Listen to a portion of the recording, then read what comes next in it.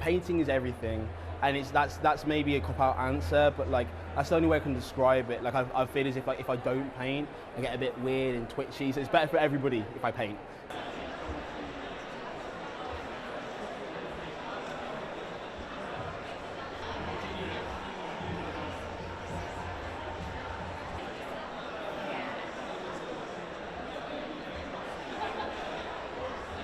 Within London and within New York especially, like there's a culture of artists sort of like supporting each other no matter where they're from, and sort of, which means that like ultimately to be a young artist right now means to be a part of a growing community where like you can see your contemporaries, you're being supported by them, you're supporting them, they're supporting you, and you're growing together. So like it's like what happened in the 90s. It's like there is something happening in the moment, and like I like to think that I'm small part of what's going on.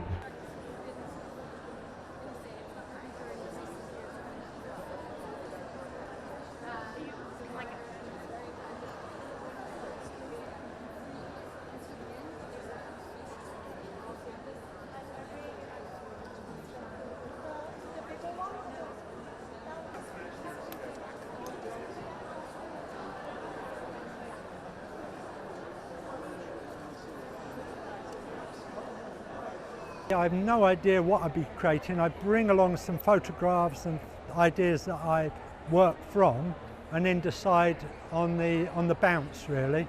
So I've made a landscape, and I'm going to do a picture from travels in California during the summer at the Yuba River, so a lot of my work's based in Northern California and Seattle area, as well as Chatham.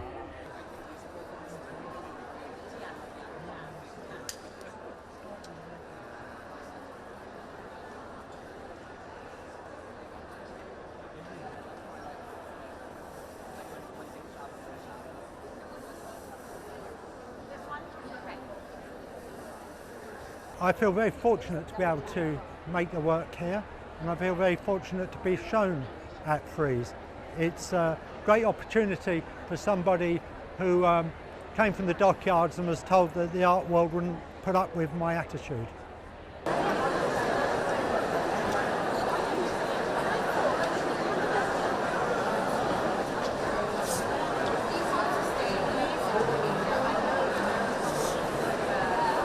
Yes, there's a good cross-section of society here.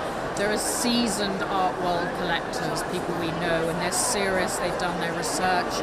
Many of them have been offered or looked at some of the offerings beforehand, so they'll come and actually want to close the deal on the artwork.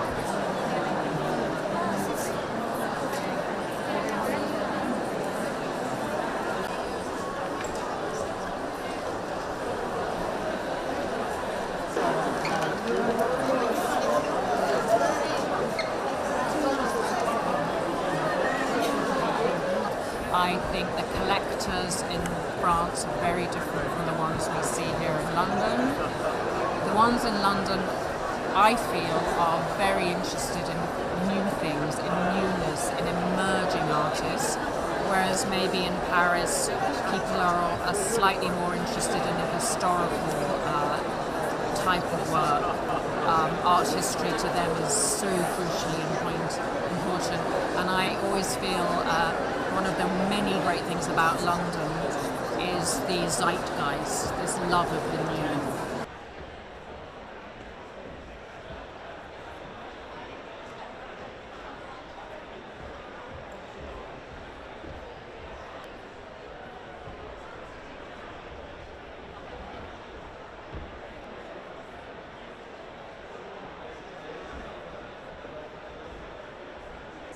So the two biggest art fairs in the world are Frieze and Art Basel, who have several iterations throughout the year.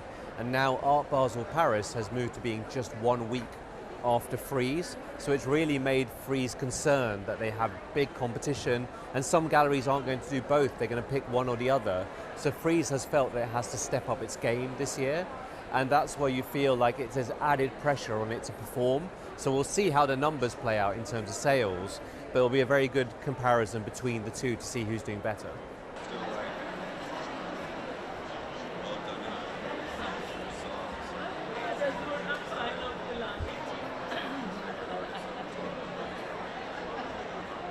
We want to talk about it.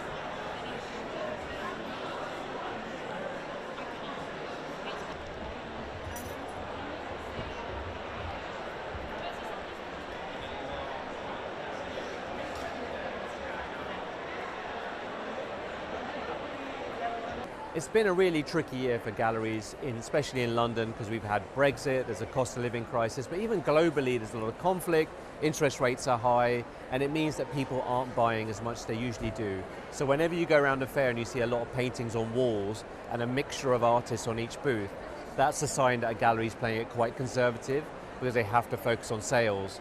And you see that this year.